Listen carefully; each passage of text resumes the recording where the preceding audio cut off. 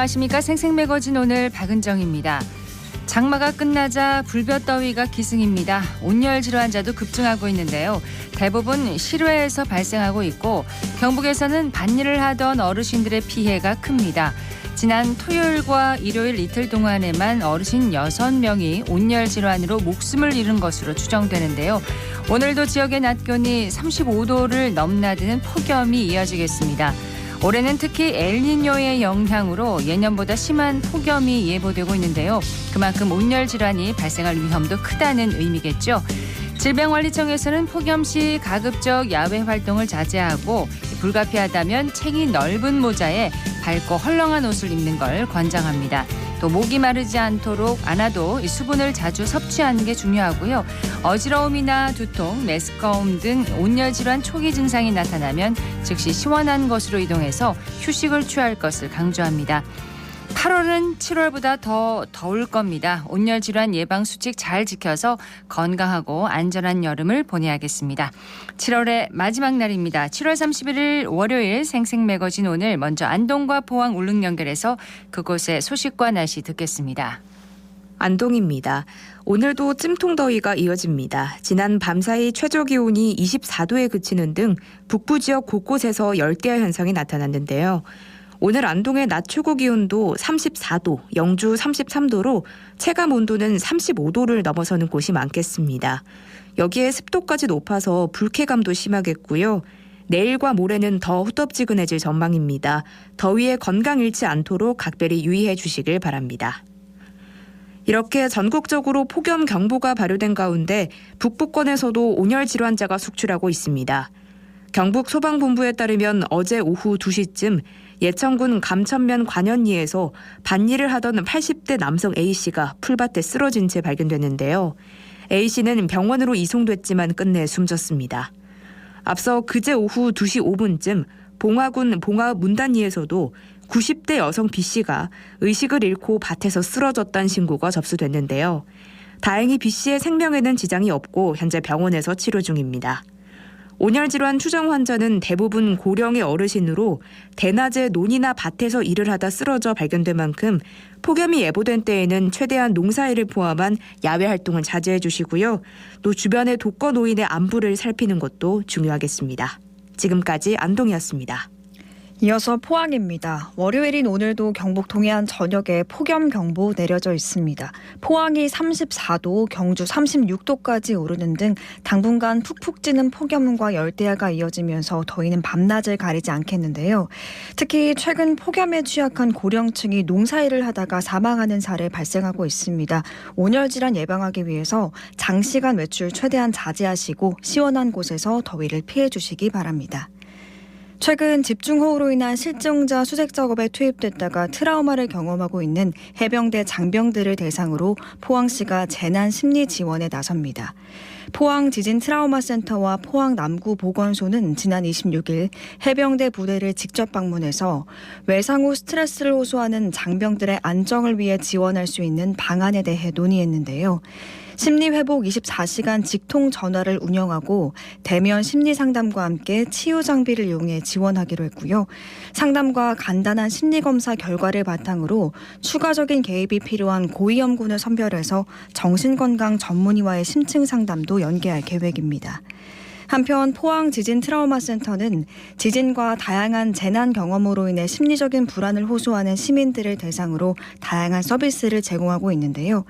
전화를 통해서도 간단한 심리 검사와 전문 인력의 상담 받을 수 있으니까요. 필요하신 분들은 도움 받아보셔도 좋을 것 같습니다. 지금까지 포항이었습니다. 이어서 울릉입니다. 울릉도와 독도는 폭염에 습도와 자외선까지 강한 불볕더위가 계속해서 이어지고 있습니다. 현재 기온은 30.4도, 습도는 74%인데요. 오늘 한낮에는 불쾌지수가 81%까지 오르겠으니 온열질환 가능성에 철저하게 대비하셔야겠습니다. 동해중부 안쪽 먼바다에는 남에서 남서풍이 불며 바다의 물결은 0.5에서 1m로 잔잔하게 일고 있습니다. 오늘 선박 점검으로 인해 휴항하는 일부 여객선이 있습니다. 자세한 사항은 선사별로 확인하시기 바랍니다. 독도에서 울릉도를 향하던 여객선의 발전기가 멈춰 승객 400여 명이 10여 분 동안 바다 위에 표류하며 불안에 떨었습니다. 지난 27일 오후 4시 5분쯤 독도 북서방 약 26km 해상에서 운항 중이던 634톤급 여객선의 발전기 2대가 멈췄는데요. 승객 400여 명과 승무원 6명을 태운 이 선박은 독도에서 출항해 울릉도로 향하고 있었습니다. 신고를 접수한 동해해양경찰은 인근에 있던 동해서와 포항서 소속의 경비 함정과 울릉 파출소 연안 구조정을 급파했는데요. 여객선과 교신을 통해 승객들의 안전을 확인하고 안내방송 송출 등을 요청했습니다. 신고 접수 12분 만인 이날 오후 4시 17분쯤 동해해양경찰은 여객선 발전기 2대 중 1대를 자체 수리하며 승객들은 이날 오후 5시 41분쯤 무사히 울릉도 저동항으로 입항했습니다. 동해해양경찰 관계자는 갑작스러운 이번 사고로 다행히 인명피해는 없었지만 앞으로 국민들이 안전하게 바다를 이용할 수 있도록 최선의 노력을 다하겠다고 뜻을 밝혔습니다. 지금까지 울릉이었습니다.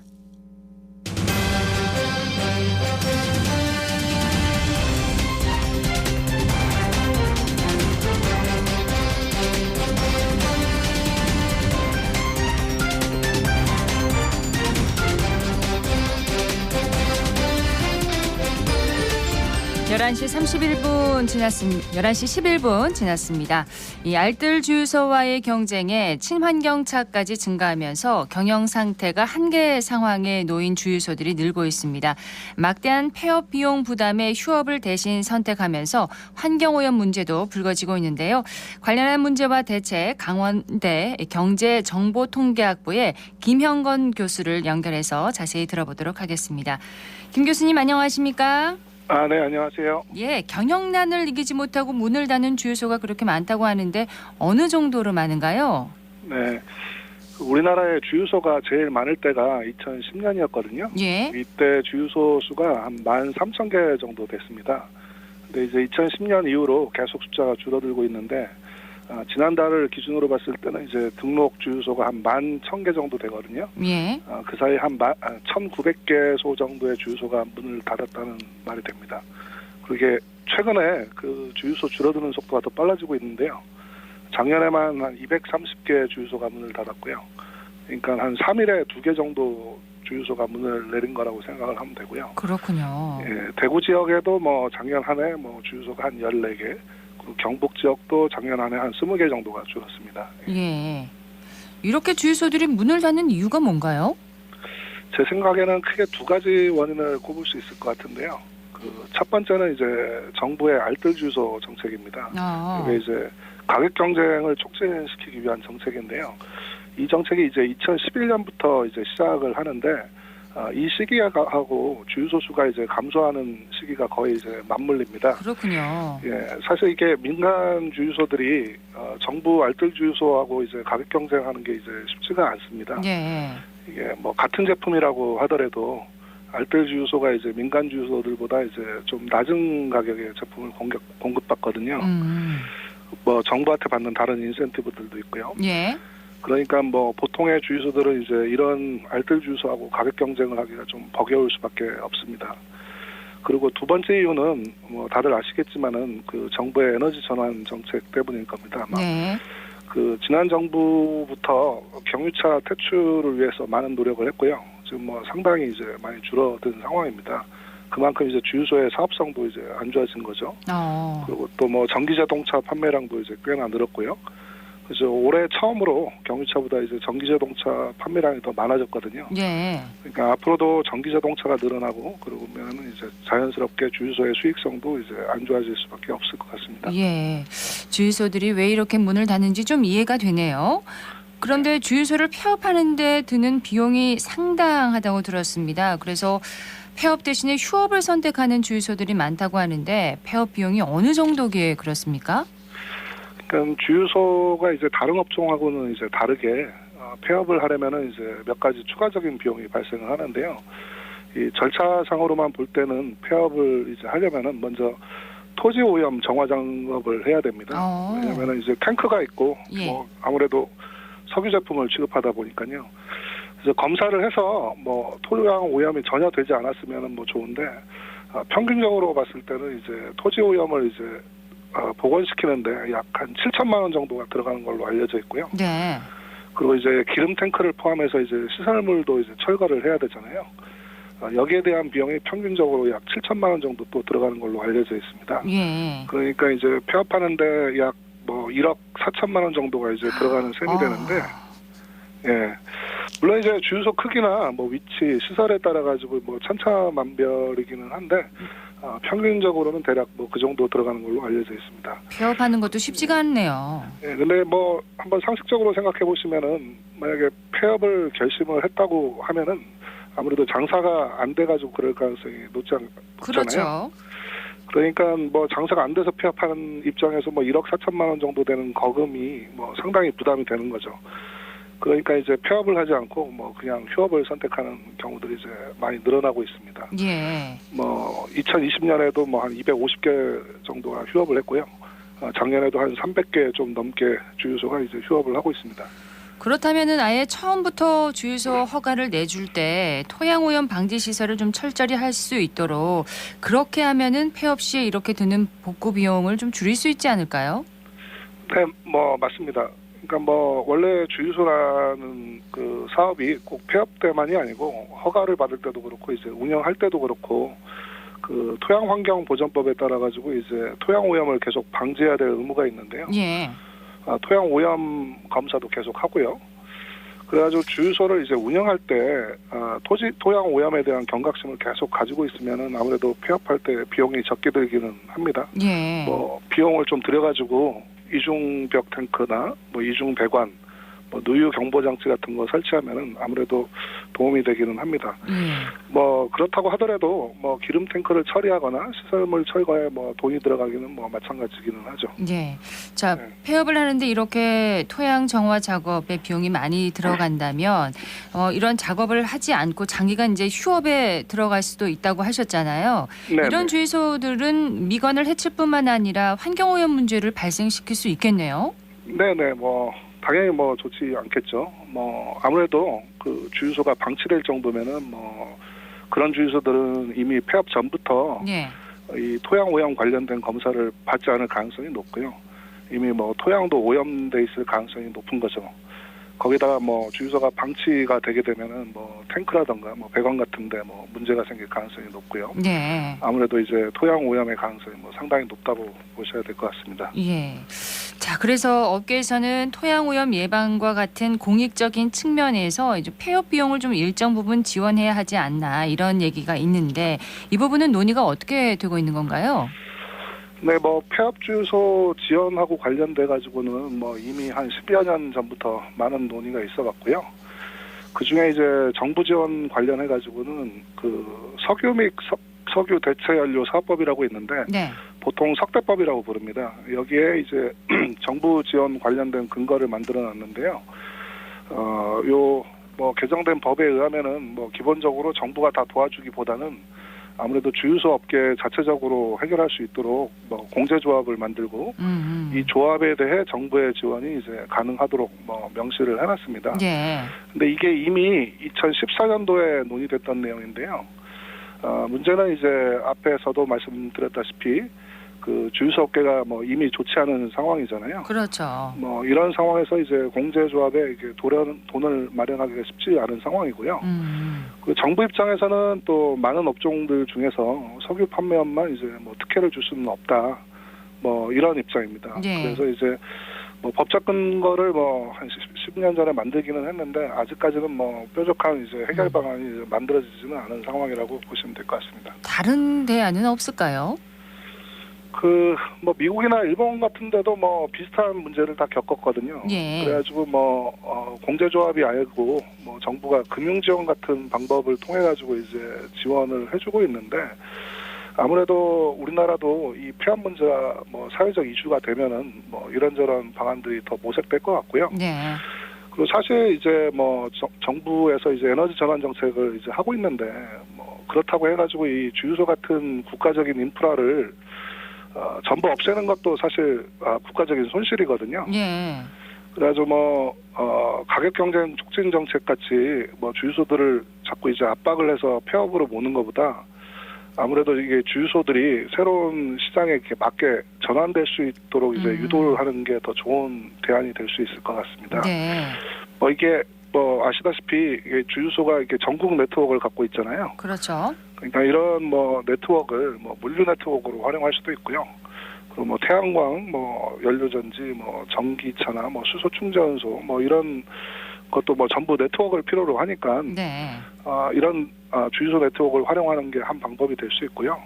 그리고 미국이나 유럽 같은 나라에서 많이 하는 건데 석유 판매 이외의 사업 있잖아요. 네. 카페나 패스트푸드를 같이 한다든가 이런 사업 석유 외 산업으로 이렇게 전환을 시키는 이런 방법도 또 있을 것 같습니다. 예. 다른 사업으로 전환할 수 있도록 좀 지원을 해주는 방법 이런 방법을 말씀을 해주셨는데 주유소가 물류 인프라의 한 축을 담당한다는 점에서 주유소의 휴폐업 마냥 이제 두고 볼 수만은 없다는 지적이 분명히 있는데요. 교수님께서는 이 한계 상황에 놓인 이 주유소의 활로를 열어주기 위해서도 현실적으로 필요한 방법은 뭐라고 생각하십니까? 장기적으로 봤을 때는 아까 말씀드린 그런 방법이 있겠고요. 예. 단기적으로 이제 봤을 때는 이 정부 정책을 조금 전환할 필요가 이제 있는 것 같습니다. 이게 민간 주유소가 계속 줄어드는데 사실 알뜰 주유소는 지금도 계속 늘어나고 있거든요. 그렇죠. 그러니까 물론 이제 정부 사업이 잘 되는 게 좋기는 한데 정부 사업이 이제 확장되면서 민간 시장이 이제 죽는 것도 사실 좀 문제가 있는 것 같습니다. 예. 제가 볼 때는 소비자 입장에서도 기름값이 싸지면 당연히 좋기는 하죠. 더 저렴한 곳을 찾게 되죠. 예. 근데 이제 장기적으로 봤을 때는 이게 많은 주유소들이 폐업해버리면은 사실 그 기름 한번 넣으려고 가야 되는 거리도 이제 늘어나게 되는 거잖아요. 예. 그리고 나중에 주유소 숫자가 많이 줄어들게 되면은 남게 되는 주유소들이 가격을 올릴 것도 뻔한 사실이고요. 예. 사실 일본 같은 경우에도 비슷한 경험들을 했었거든요. 그러니까 어떤 적당한 수준의 가격을 유지할 수 있게 정부 정책을 좀 해야 될 것 같습니다. 예. 일단 이렇게 휴업에 들어간 주유소들이 많아지면 환경 문제를 또 야기하게 되니까 좀 현재로서 좀 노력이 필요할 것 같습니다. 이 부분에 대해서는 어떻게 보시나요? 네, 아까 말씀드린 거하고 비슷한 내용이기는 한데요. 예. 물론 이제 정부 지원이 논의될 수는 이제 있는데 지금 상황에서 이제 볼 때는 아무래도 정부가 잘 관리를 이제 할 수밖에 없죠. 근데 이제 휴폐업 관련돼 가지고는 이제 소관기관이 환경부, 산업부, 소방청, 지자체 이게 다 관련돼 있거든요. 네. 근데 이 기관들이 다 자기 그 본연의 업무만 몰두를 하면은 요 사각지대가 생길 수밖에 없거든요. 네. 그래서 아무래도 정부도 이런 문제를 이제 인식해가지고 2021년부터 이제 3개월 이상 휴업을 하게 되면은 이제 위험물 사용 중지 신청을 지자체가 아니고 관할 소방서로 이제 하게 돼 있습니다. 네. 그러니까 이런 식으로 휴폐업하고 관련된 모든 업무를 하나로 이제 일원화를 하던가. 아니면은 요 관련된 기관들이 다들 이제 협조적으로 좀 대응을 할 필요가 있는 것 같습니다. 예, 환경 문제에 대비해서 좀 다 함께 좀 노력이 필요할 것 같습니다. 예, 오늘 말씀 고맙습니다. 네, 고맙습니다. 강원대 경제정보통계학부의 김형건 교수였습니다.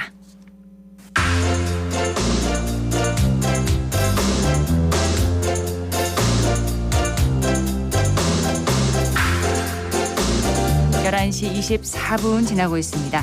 자, 시민이 작품을 만들고 전시하는 기회를 제공하는 생활미술 프로젝트가 대구 생활문화센터에서 열리고 있습니다. 윤가연 리포터가 현장 다녀왔다고요? 네, 그렇습니다. 저는 지난 토요일 오후 마지막 작품을 만드는 현장에 함께 했는데요. 참여자들은 옹기종기 모여 누구나 손쉽게 응용할 수 있는 마스킹 테이프로 각자의 우주를 표현하고 있었습니다. 우주를요? 네, 우주는 거대한 이야기가 아니라 코로나19로 그간 잊고 지내온 우리 주변과 일상의 안부를 전하는 프로젝트인데요. 만남의 장을 마련하기 위해 기획됐다고 합니다. 저는 참여자들 중 가장 창의적이었던 초등학생들을 만나봤는데요. 현장으로 가보시죠. 같이 해볼까? 색깔 좋아, 미도. 색깔 좋아? 그러면 이 색깔을 선생님이 좀 찾아줄게, 테이프. 하얀색하고 약간 노란색하고. 자, 붙여봐. 자, 선생님 떼줄게. 자, 붙이고 싶은데 붙여봐요. 아, 그러면 위에는 검은 것만 표현을 한다고 했는데 그 다음에는 어떤 색을 표현하고 싶어? 초록색이요. 초록색? 행성에 사는 우주 좋아해서 여기가 우주 프로젝트라고 돼 있기도 해가지고 우주에서는 우주인 한번 만들어 봤어요. 원래 제가 그림만 그리는데 테이프로 해보니까 재밌고 색다른 도전이라서 신기했어요. 인물 표현하는 게 어려웠어요. 우주인 만드는데 되게 우주인 표현하는데 제가 상상을 해야 돼가지고 살짝 고민을 많이 했어요. 이제 뭔가 신청해보고 이거 뭔가 상상의 나를 펼칠 수 있겠구나 이런 생각으로 이제 계속 하고 있는 것 같아요. 저 우주의 나무, 흑룡, 과거랑 미래 이런 작품 3개가 있어요. 저기 흑룡을 보면은 비인을 하나하나 표현하려고 이제 테이프에 말아놨거든요. 하늘 위를 날아가는 고래를 만들었어요. 우주 프로젝트는 그냥 상상으로 꾸미는 거잖아요. 그래서 바다를 헤엄치는 고래 말고 하늘을 나는 고래를 그려봤어요. 네, 지난 8일부터는 작품을 만들었고요. 네. 내일부터는 한 달간 진행한 프로젝트의 결과물을 전시한다고 합니다. 마스킹 테이프로 작품 활동을 하는 작가도 만나봤습니다. 네, 저는 회화 작업과 마스킹 테이프 작업을 하는 윤우진 작가입니다. 제가 아이들 수업을 할 때마다 느끼는 거지만 저희가 어른들이 특히 예상하지 못했던 기법이나 색감을 사용해서 굉장히 순수하고 동화같이 아름답게 작품이 나오는 것 같습니다. 저는 이렇게 매주 오는 친구인데 여기 이렇게 용을 표현한 작품인데요. 다른 친구들처럼 이렇게 테이프로 평면적으로 표현한 게 아니고 뭉치거나 이렇게 꼬아서 용의 비늘 같은 거를 양감을 나타낸 게 굉장히 개성 있고 멋있었습니다.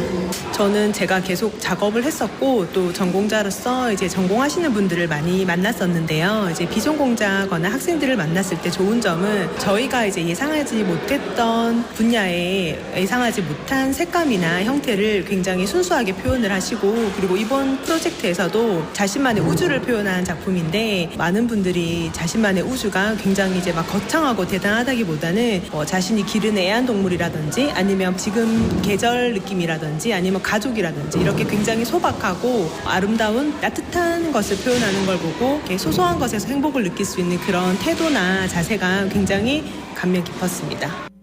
지난 3년 동안은 코로나19로 인해서 주변 사람들과 함께 만나서 함께하는 그런 전시와 체험들이 많이 없었잖아요. 네. 다시 교류하고 또 이야기를 나누는 그런 프로젝트가 생겨서 다행이네요. 네, 맞습니다. 이번 프로젝트는 시민뿐 아니라 협력 작가의 전시도 함께 하는데요. 전문 작가가 표현하는 우주의 모습과 시민들의 마음이 담겨진 우주의 모습을 함께 느낄 수 있는 좋은 기회가 될 것 같습니다.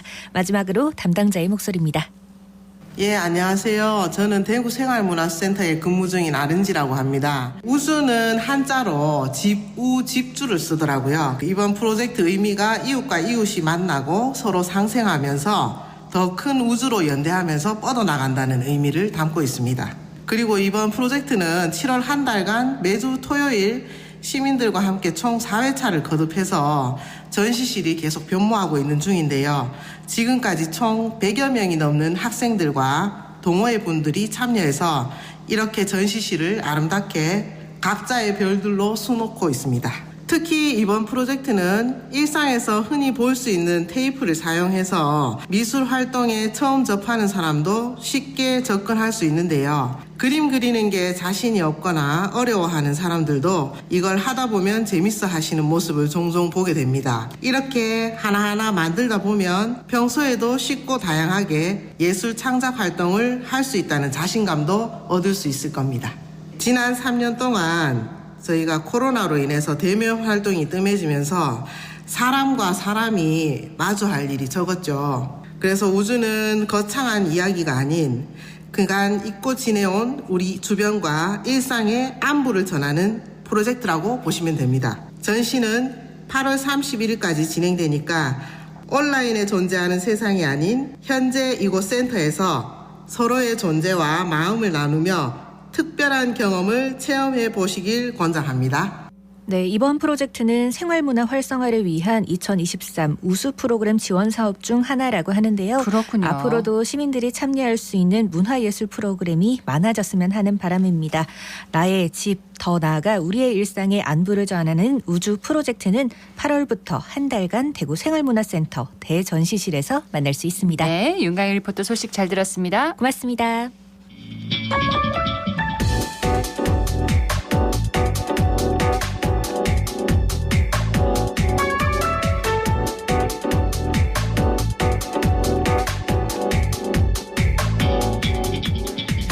묻고 듣고 생각과 마음을 나누는 방송. 지금 여러분께서는 대구 경북을 보고 듣는 생생 매거진 오늘을 함께하고 계십니다.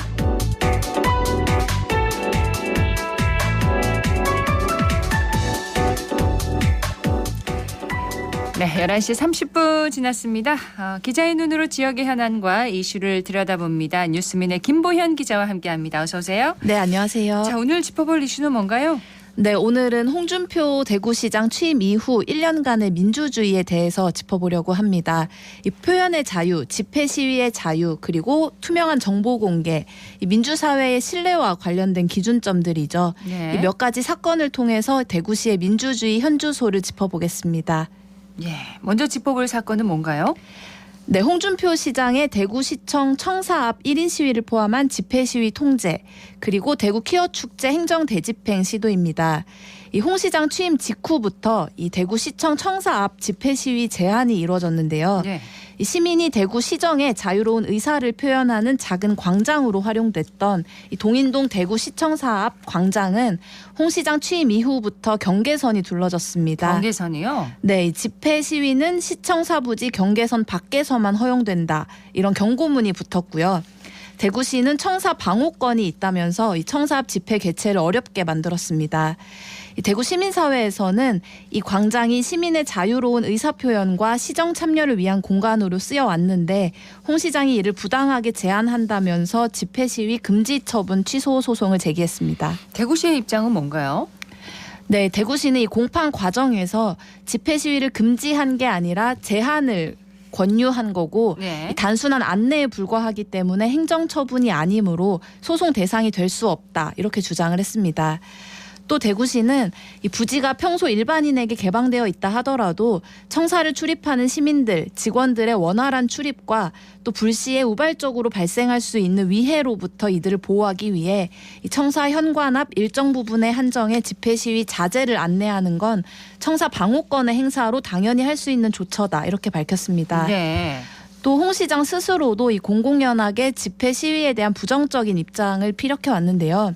지난달 3일 취임 1주년 기자 간담회에서 홍 시장은 직접 이 산격 청사 위에서 보면 좋다. 시위하러 와도 안에서는 전혀 안 들린다. 왔는지 안 왔는지도 모른다. 대규모 시위도 못한다. 와서 떠들어본들 소용이 없다. 왔는지 안 왔는지도 나는 모른다. 이렇게 이야기를 하기도 했습니다. 집회 시위에 대한 부정적인 입장을 직접 표현을 한 거네요. 네, 그렇죠. 이 직접적으로 표현을 하셨는데 이 제한이 단순히 집회 시위 개최가 어려워지는 문제에 그치진 않습니다.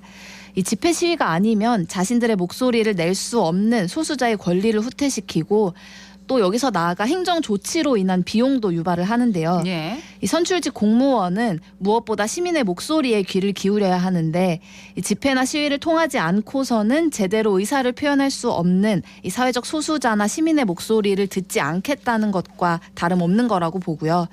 따라서 일각에서는 민주사회의 공직자라고 볼 수 없는 전근대적, 제왕적 사고에 불과하다. 대구시가 왕국으로 퇴행하고 있다. 이런 비판도 나옵니다. 그럼 지금도 동인동 대구시청사 광장에는 경계선이 둘러져 있나요? 네, 경계선이 둘러져 있고 앞서 말씀드린 안내문이 붙어 있습니다. 예.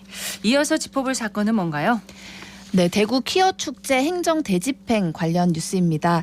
이 사건 당시에 여러 번 다뤘었죠. 그렇죠. 오늘은 이 키어축제 행정 대집행을 시도함으로써 행정이 지출한 비용을 좀 따져보려는데요. 비용이 들었군요. 네, 이 행정 대집행 시도로 인해서 이 행사 당일에 약 500명에 달하는 대구시와 중구 공무원이 휴일 근무를 해야 했고요. 이 경찰도 대구시와 충돌이 예정되는 상황에서 경찰 병력 증원 배치에 따른 비용이 들었습니다. 어느 정도나 들었나요? 네, 우선 뉴스민이 정보 공개 청구 시스템을 통해서 청구한 내용은 당시 행정 대집행에 동원된 공무원 수와 수당, 그리고 특별휴가 지급 내역, 식비 등 비용에 관련한 내역이었는데요. 중구청과 대구시에 각각 청구를 했는데 중구청은 요청한 자료를 모두 꼼꼼하게 정리해서 보내줬습니다. 이 반면에 대구시는 단 하나의 자료도 공개를 하지 않았는데요. 이 당일에 몇 명이 나갔는지조차 통으로 공개를 거부했습니다. 네. 이 소송이 진행 중인 사항이기 때문에 공개를 할 수 없다는 건데요. 물론 관련 법에 따르면 진행 중인 재판에 관련한 정보는 피고인의 공정한 재판을 받을 권리를 침해할 수 있을 경우 비공개할 수 있다. 이렇게 되어 있지만 당일에 행정 대집행을 정당하게 했으면 정보를 공개하지 못할 이유가 뭘까 하는 의문은 남았습니다. 그러면 정확하게 어느 정도의 비용이 들었는지 계산하기가 힘들겠네요. 이 중구청에서 받은 자료를 기반으로 좀 보수적으로 추산을 할 수는 있습니다. 이 당일에 중구청 공무원이 154명이 나왔고 이 중에 6급 이하 직원 136명에게 초과 근무 수당이 총 649만 원 정도가 나갔습니다. 네. 한 명당 4만 7천 원 정도인데요. 대구시는 정확하게 알 수는 없지만 대구시 출근 공무원을 350명이라 가정하고 곱하면 1,600만 원 정도가 됩니다. 앞서 말씀드린 중구청 비용과 더하면 2,300만 원 정도고요. 네. 여기에는 중구청이 출근 공무원 전원에게 지급한 특별휴가 비용 그리고 경찰 1,500명의 비용과 식비 등등 여타 비용은 다 뺀 건데요. 또 앞으로 지난하게 진행이 될 소송 비용까지 합하면 억대 이제 못해도 수천만 원대는 될 거라고 예상을 합니다. 물론 정말 불가피한 근거가 있고 해야만 하는 것이었다면 이 비용의 문제를 따질 필요가 없겠지만요. 그렇지 않다는 비판도 나오고 있는 상황이니 또 시민의 세금이 드는 만큼 어떤 선택이 맞았을지 다시 따져봐야 된다고 생각을 합니다. 자, 예년과는 다른 조처에 이제 시민이 낸 세금이 추가로 들어간 것은 맞겠네요. 네, 세금이 추가로 들어간 건 사실이고요. 또 매년 대구 퀴어 축제는 이 반월당 내거리에서 대구역까지 이르는 중앙대로에서 열렸는데요. 홍 시장이 퀴어 축제 개최를 막아선 근거로 든 건 중앙대로가 주요 도시 주요 도로에 해당한다는 이유였습니다. 예. 그래서 추가로 주요 도시 주요 도로에 근 3년간 집회가 열린 내역을 다 받아봤는데요. 여기에서 신고된 집회 시위도 대부분 접수가 돼서 정상적으로 진행이 됐고 금지된 몇 가지 사례는 코로나19 방역 조치 때문이라거나 혹은 장소 중복 문제로 금지됐을 뿐 이 주요 도시의 주요 도로라는 이유만으로 금지된 사례는 없었습니다. 그렇군요. 네, 예전에 경찰이 이 중앙대로가 주요 도로라는 이유로 금지를 했다가 소송에서 졌던 사례도 있습니다. 자, 정보 공개 투명성에 대해서도 이야기를 해주신다고요? 네, 이 정보 공개 제도 먼저 간단하게 설명을 드리면 이 정부 또는 행정기관이 보유하고 있는 정보를 국민의 청구에 따라서 공개를 하는 제도입니다. 이 법인과 단체를 포함한 모든 국민이 청구를 할 수 있고요. 네. 특히 기자들도 취재 과정에서 잘 활용하고 있는 제도입니다. 그런데 홍준표 시장 취임 이후 1년 동안 이런 대구시의 정보 공개 불투명성이 높아지고 있다는 지적이 나옵니다. 그렇다면 비공개 정보가 늘고 있다는 얘기인가요? 네, 맞습니다. 이 대구시는 분기별로 정보공개 청구 현황을 취합해 공개를 하고 있는데요. 최근 3년 동안의 현황을 토대로 살펴봤더니 대구시 정보공개 청구 총량은 큰 변화가 없지만 비공개는 홍 시장 들어 느는 모습이 확인이 됩니다. 네. 특히 홍 시장의 임기 중에 비공개율이 높아진 게 올해 2분기입니다. 이 올해 월별 현황을 보면 4월에는 비공개 처리한 건이 2.8%였지만 5월에는 4.5%, 6월엔 4.8%로 늘어났습니다. 이 5월부터 비공개 비중이 늘어난 거죠. 재밌는 건 이달에 대구시가 제1회 공무원 골프대회를 열었습니다. 5월에요? 네, 5월 7일이었죠. 이 무렵에 언론과 시민사회단체가 관련해서 정보공개 청구를 여러 건 진행을 했는데 대구시가 대부분 비공개 결정을 했습니다. 대구경실련 등은 이 비공개 결정의 취소를 구하는 행정심판을 중앙행정심판위원회에 청구를 하기도 했습니다. 네. 이 조광현 대구경실련 사무처장은 이 5월, 6월 비공개 결정이 늘었다는 것을 볼 때 이 무렵에 대구시에 공개할 수 없는 정보에 대한 공개 요청이 여러 건 있었다는 의미인데 대표적인 사건이 골프대회가 아닐까 싶다라고 짚었습니다. 근데 비공개 결정을 내리는데도 나름의 이유가 있어야 되겠죠? 네, 맞습니다. 이 비공개 결정을 할 때는 그에 합당한 이유를 들어야 하는데요.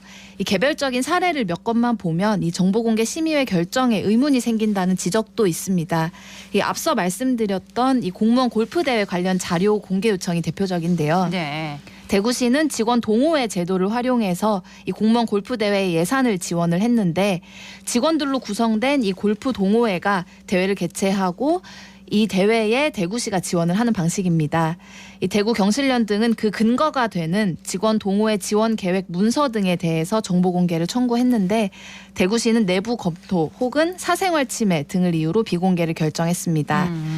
다만 이 대구시가 해마다 생산하는 직원 동호회 지원 계획 문서는 작년까지는 사전 공개 자료로 전부 공개가 됐습니다. 네. 대구시 산하 기관인 상수도 사업본부는 같은 내용의 문서를 올해도 공개를 하고 있고요. 당시 정보공개 심의회 서면 결의서를 보면 위원장을 비롯해서 외부 위원으로 추정되는 위원들은 이 정보공개의 필요성을 인정하기도 했습니다. 자, 홍준표 시장 취임 이후에 후퇴 평가가 나오고 있는 지역의 민주주의에 대해서 짚어봤는데 아무래도 이제 기자로서 일을 하다 보면은 피부에 와닿는 부분들이 더 많을 것 같네요. 네, 집회 시위의 자유, 표현의 자유, 그리고 정보 공개의 투명성 이런 이야기 오늘 전해드렸는데요. 특히 집회 시위의 자유라는 건 조금 더 자유롭게 집회를 할 수 있으면 좋고 또 부족하면 아쉬운 정도의 그런 내용이 아닙니다. 이 집회 시위를 하지 않고는 국가나 공공기관의 정책 대상이 되지 않거나 효용감을 느낄 수 없는 소수자 집단에겐 절실한 기본권이고요. 네. 또 당연한 말이지만 권리를 주장하는 사람은 이미 권리가 있는 사람이 아닌 권리를 보장받지 못하는 사람이겠죠. 그러니까 소리를 내는 거겠죠? 네, 이제 그들이 국가나 공공기관에 요구할 수 있도록 하는 자유는 민주주의 사회라면 없어서는 안 될 필수적인 권리입니다. 그래서 대한민국이 1919년 제정된 대한민국 임시헌장에서도 이 집회 시위의 자유를 명시하고 보장하고 있죠. 네. 오늘 지난 1년간 대구시가 표현의 자유와 집회 시위의 자유, 또 정보공개 투명성을 어떻게 후퇴시키고 있는지를 짚어봤는데 남은 시장님의 임기에는 부디 대구의 자랑스러운 민주주의 현장들을 짚어서 소개할 수 있었으면 좋겠습니다. 뉴스민의 김보현 기자였습니다. 고맙습니다. 네, 감사합니다.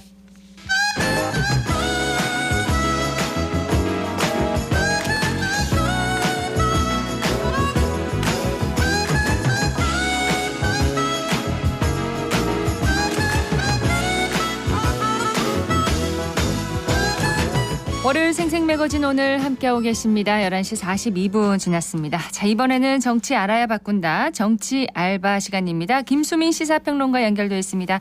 안녕하십니까? 네, 반갑습니다. 계속해서 홍준표 대구시장에 대한 얘기를 해야겠네요. 수해 중에 골프를 쳐서 논란이 됐던 이 홍 시장에 대해서 국민의힘 윤리위원회가 당원권 정지 10개월의 징계를 결정을 했습니다. 이 징계의 의미 그리고 홍 시장에 끼치는 영향을 좀 얘기를 해 주시죠.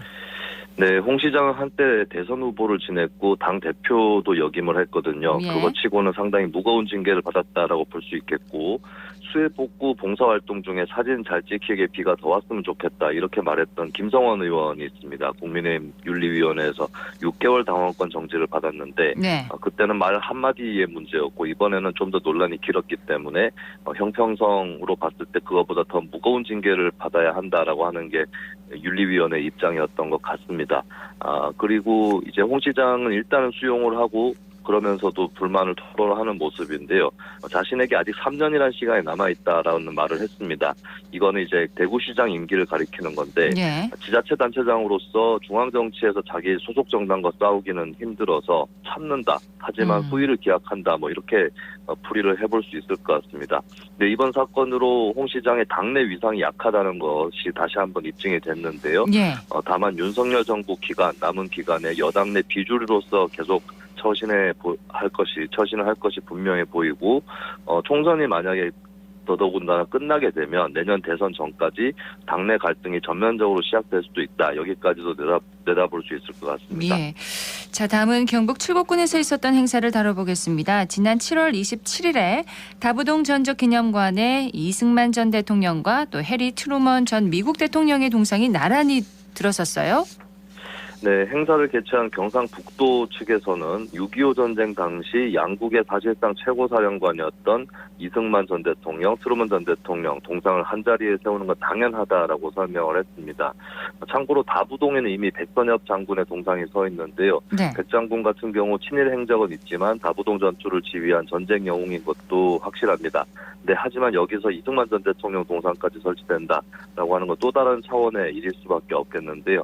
일단 단적으로 대한민국 헌법에는 전문에 불의에 한가한 4.19 민주이념을 계승한다라는 구절이 나옵니다. 예. 이 전 대통령이 4.19로 축출이 됐던 대통령인데 4.19 1년 뒤에 5.16이 일어났었죠. 5.16으로 집권한 박정희 정권부터 시작해서 4.19 이념은 한국 정부가 역대적으로 한 번도 부정한 적 없는 이념입니다.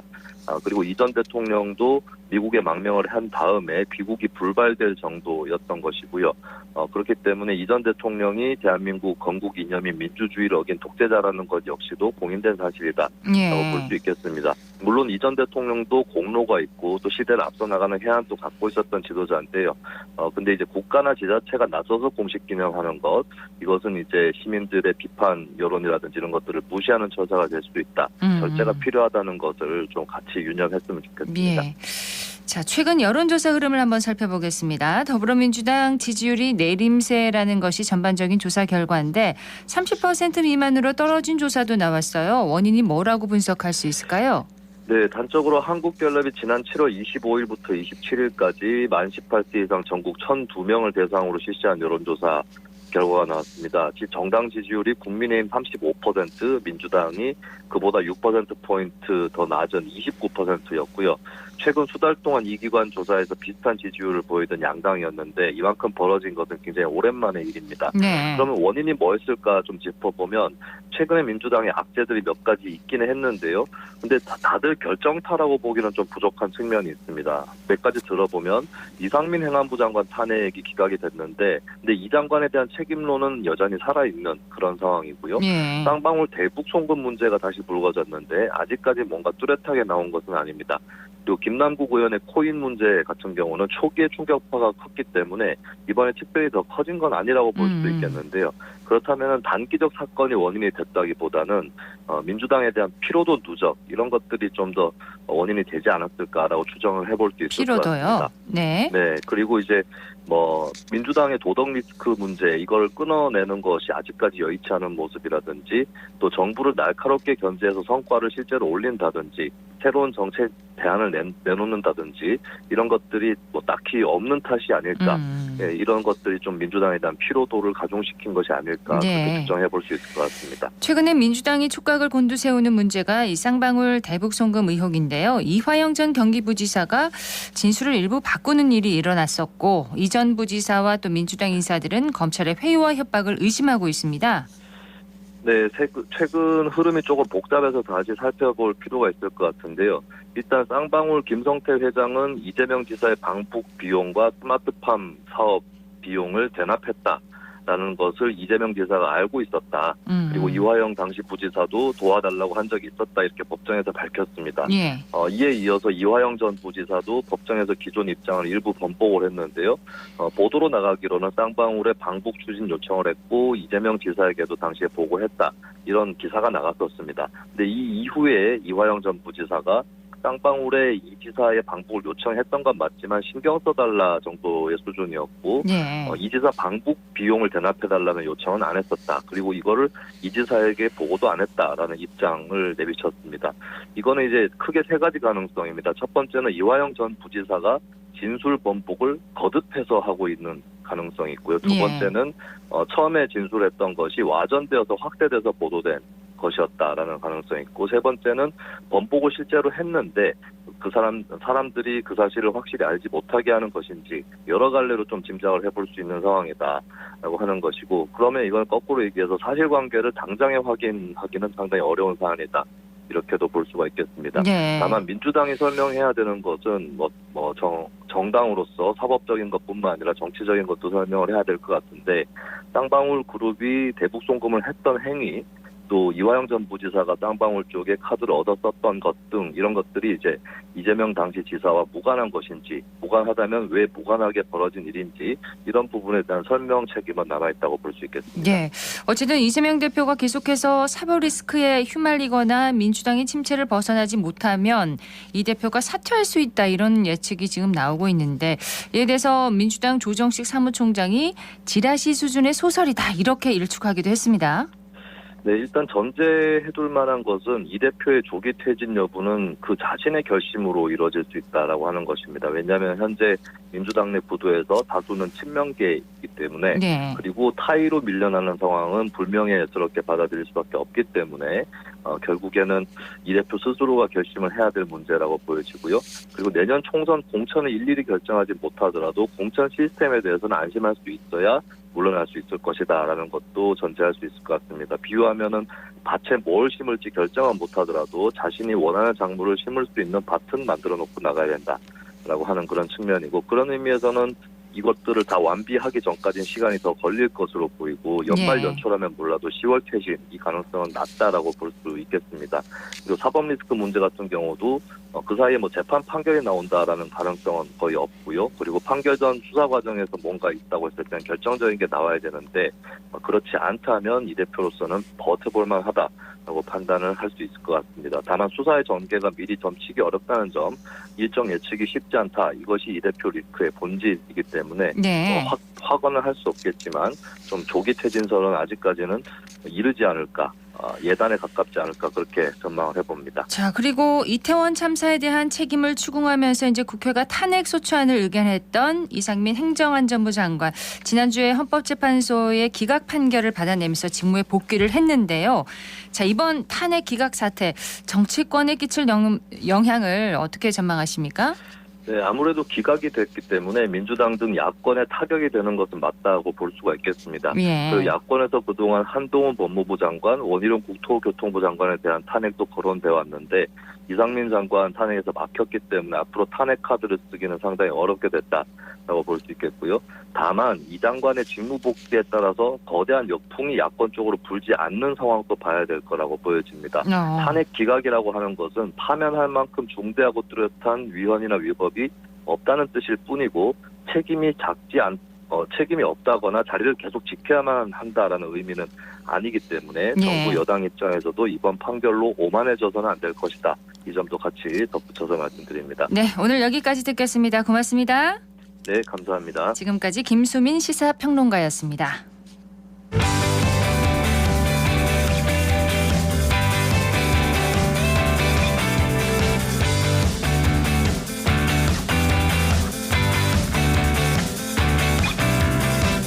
클릭 정보 클립.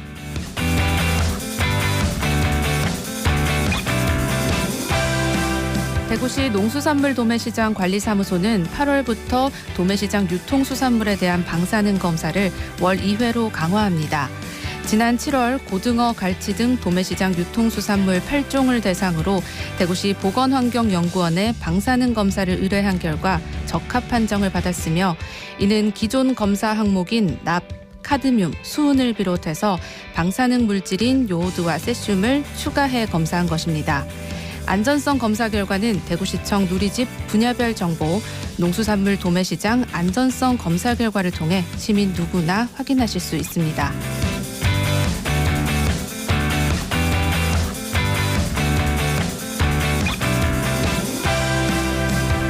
대구 향토역사관은 8월 1일부터 어린이 교육체험 프로그램 대구야 고고 유물과 놀자를 진행합니다.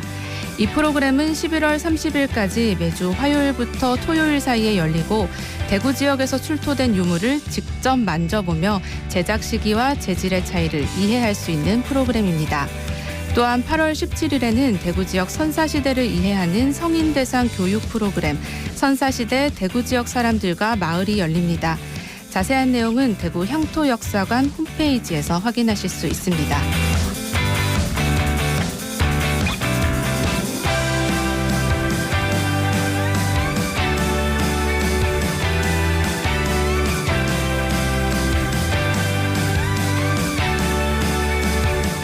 대구교통공사는 비둘기의 접근을 원천적으로 차단하기 위해 3호선 수성시장역 승강장 천장부 전체를 그물망으로 덮는 작업을 마무리했습니다.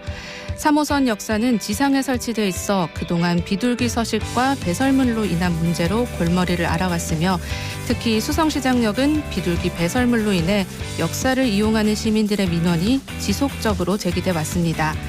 이번 비둘기 차단망 설치가 효과를 거두면 비둘기로 인한 피해가 있는 다른 지상역에도 차단망을 추가로 설치할 예정인데요. 이번 조치로 시민들이 쾌적한 환경에서 도시철도를 이용할 수 있길 바랍니다.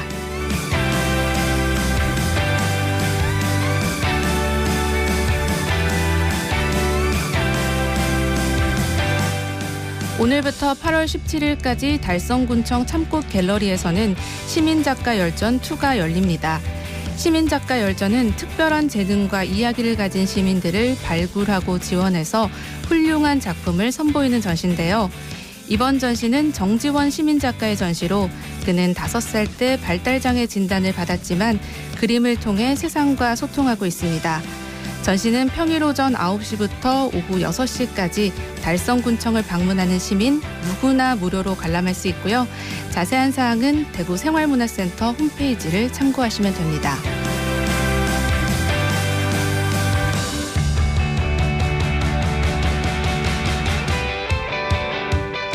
대구 오페라하우스에서 골든보이스 시리즈의 대미를 장식할 20주년 기념 콘서트를 엽니다. 이번 콘서트는 대구 오페라의 역사를 만들어온 20명의 성악가들과 함께하는데요. 소프라노 신미경, 최윤희, 테너 김환준, 손정희 등 쟁쟁한 성악가들이 대거 참여합니다. 이번 공연에서는 유명 오페라 아리아를 비롯해 한국과 이탈리아의 유명 가곡까지 다채롭게 감상할 수 있어 남녀노소 부담 없이 즐길 수 있는 공연이 될 것으로 기대되는데요. 자세한 공연 정보는 대구 오페라하우스 홈페이지에서 확인하실 수 있습니다. 지금까지 클릭 정보 클립 서유리였습니다.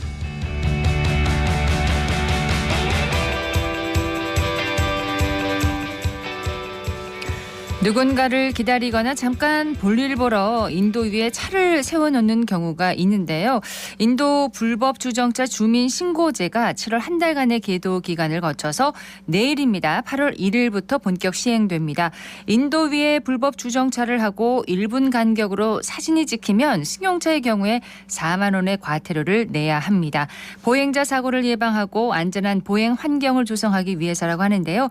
차에서 내리면 모두가 보행자라는 걸 기억하고요. 인도 위의 불법 주정차 삼가야겠습니다. 생생매거진 오늘 준비한 순서 여기까지입니다. 박은정이었습니다. 고맙습니다.